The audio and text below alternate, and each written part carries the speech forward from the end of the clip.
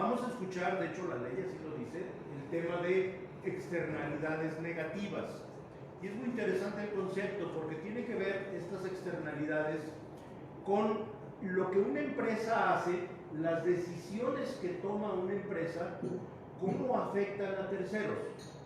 Lo que para mí al interior de mi empresa, después de haberlo estudiado, me funciona, y cuando digo me funciona es me produce utilidades, porque una empresa para eso es, para producir utilidades. Cuando a mí me funciona, pues a lo mejor estoy causando un daño a un tercero que no tuvo voz ni voto en esa decisión. La contaminación eso provoca generalmente, o sea, los procesos productivos pues provocan que las decisiones de aquí adentro, los materiales que utilizo aquí adentro, los gases que aquí decidí expulsar, pues a las familias alrededor o al planeta en general, pues lo van a afectar. Esas son las externalidades negativas.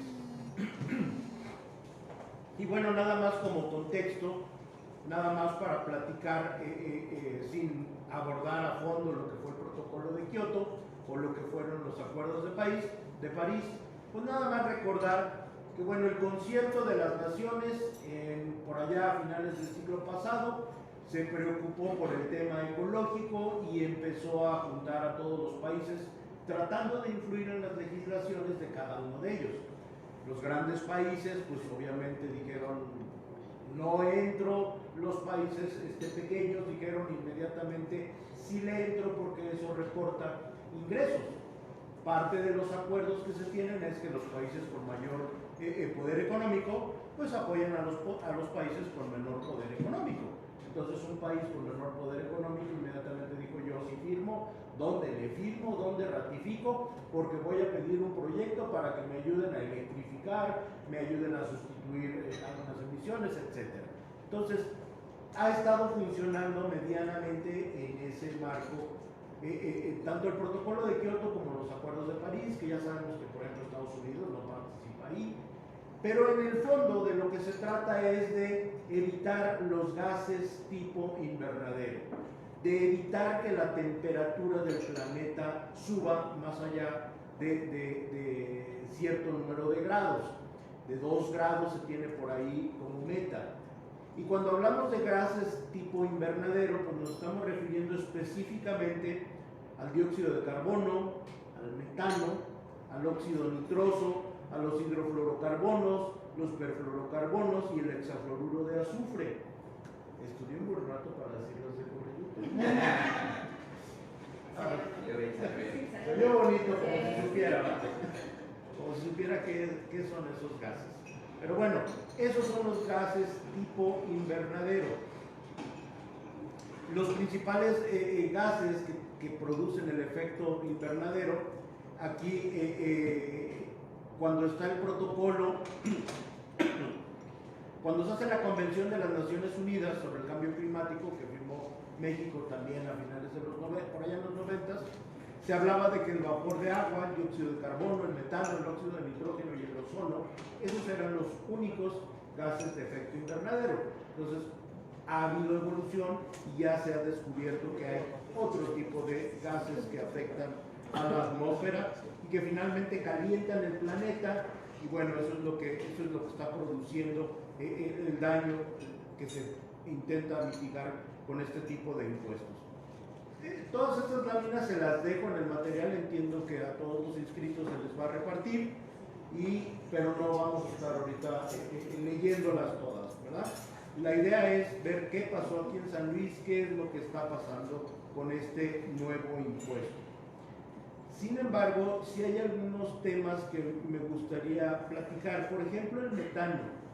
Hablamos de los gases de efecto invernadero y hablamos de que las empresas deben de mitigar el daño que están provocando a la atmósfera, son las principales que provocan el crecimiento de la temperatura. Sin embargo, si volteamos a ver el metano, pues nos encontramos que las empresas públicas son las principales contaminantes.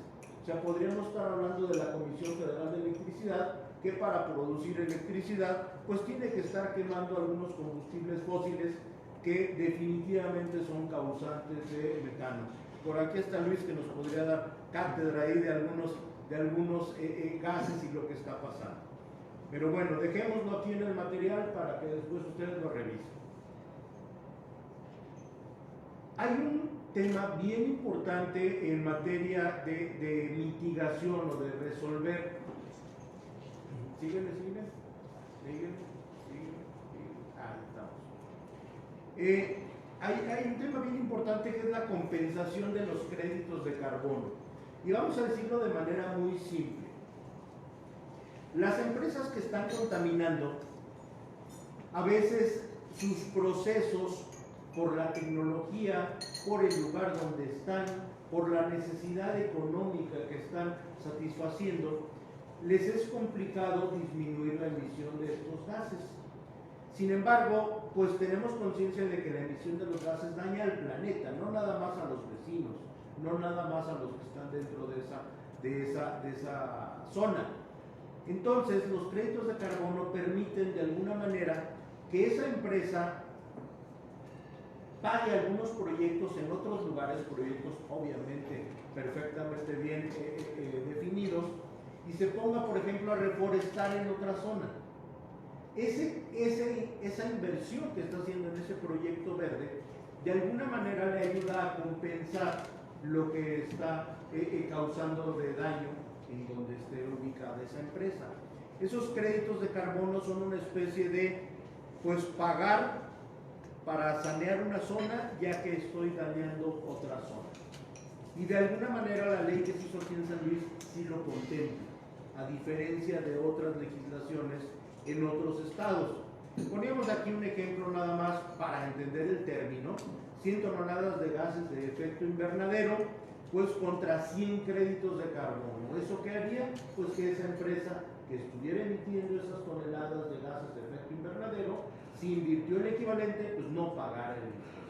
Es nada más el concepto, no tomen en cuenta tanto que sean 100 toneladas específicamente, ¿no? ¿Cuáles son esos proyectos para poder hablar de los créditos de carbono? Bueno, pues los que tienen que ver con energía renovable, los que tienen que ver con la reforestación, la floresta y conservación, los que tienen que ver con todos los desperdicios y cómo se van a reciclar, etcétera. Normalmente estos son proyectos avalados internacionalmente, es decir, no es nada más, yo voy a reforestar aquí una parte de la tierra de San Miguelito. No, o sea, es algo más complejo porque pues está fomentando la disminución de un efecto global. Nada más para citar una controversia constitucional que, bueno, ahorita nos va a ser muy útil cuando ejerzamos o cuando interpongamos algunos medios de defensa, si es que alguien los quiere interponer. Bueno, hay un histórico muy importante que es la famosa controversia constitucional 56 del 2017. ¿Y qué nos decía en términos muy sencillos ese pleito que hubo por ahí en Zacatecas? Cuando se impuso el impuesto en Zacatecas y hubo una serie de pleitos al respecto, pues se habló de las facultades concurrentes, es decir, la federación puede imponer sobre ciertas materias y en ciertos sectores, el Estado, las entidades federativas en otras materias y el municipio en otras, y no se revuelve. Y esa controversia pues, nos enseñó realmente a definir las competencias para legislar en materia de impuestos ecológicos. Entonces, cuando revisamos un impuesto como el de San Luis Potosí, pues vamos a tener sobre la mesa esa controversia para ver si efectivamente el Estado puede imponerle este impuesto absolutamente a todas las industrias. ¿Se puede meter con todos los sectores? Yo creo que no. Y aquí tendríamos la respuesta, ¿ah? Bueno, entonces entremos a nuestra ley de ingresos aquí del estado de San Luis Potosí, que contiene dentro de la ley de ingresos, todos sabemos que vienen los ingresos que va a cobrar el Estado.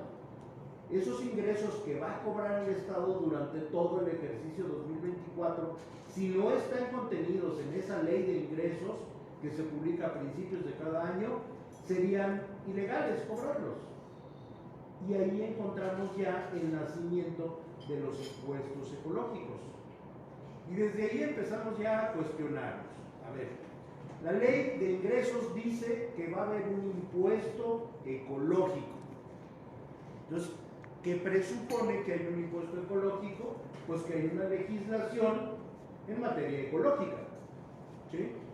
Entonces yo busco la legislación en materia ecológica, específicamente para el pago de la contribución, pues me voy a la ley de Hacienda. Reviso la ley de Hacienda y efectivamente ahí me voy a encontrar que hay un capítulo sexto nuevo bajo el título de impuestos ecológicos. Y bueno, entonces la ley de ingresos que dice que va a recaudar tantos millones de pesos, pues lo va a hacer en el marco de la ley de Hacienda que me dice cómo se va a pagar ese impuesto que va a recaudar tantos millones de pesos. Y me encuentro con que la ley no existe. La ley va a existir hasta dentro de algunos meses.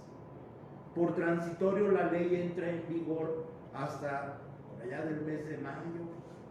Entonces, ¿cuáles impuestos ecológicos son aquellos a los que se referiría la ley de ingresos? Ya desde ahí ya traemos un poquito de problemas por una razón bien sencilla. O sea, si no existe la ley, ¿cómo vas a planear recaudar un impuesto? También nos hacíamos la pregunta, esa ya quedó aclarada, pero viendo al futuro creo que es importante recordar que surgió la discusión cuando se publica esta ley de Hacienda, que hablaba de los impuestos ecológicos como título. Sin embargo, la ley de ingresos habla del impuesto por la emisión de gases contaminantes a la atmósfera, que yo le he llamado IEGASCA, impuesto por la emisión de gases contaminantes a la atmósfera. Eso es lo que se va a cobrar. Entonces, ¿por qué me ponen en la ley de Hacienda impuestos ecológicos por título? ¿Ya no coincidieron los nombres? No, sí coinciden, porque hay específicamente una sección dentro de ese capítulo que habla del IEGASCA, que habla del impuesto a la emisión de gases contaminantes a la atmósfera.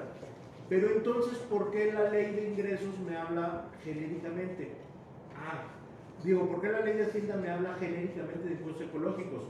Pues porque me deja leer a futuro que va a haber más impuestos ecológicos. Este fue a la emisión de gases, pero bueno, falta el de residuos a aguas nacionales, falta otro tipo de impuestos ecológicos, ¿verdad? Entonces, de alguna manera eso nos deja saber que, como decía Raúl Velasco, para los que tienen mi edad, hay más. Para los jóvenes no tienen ni idea de ese chiste local.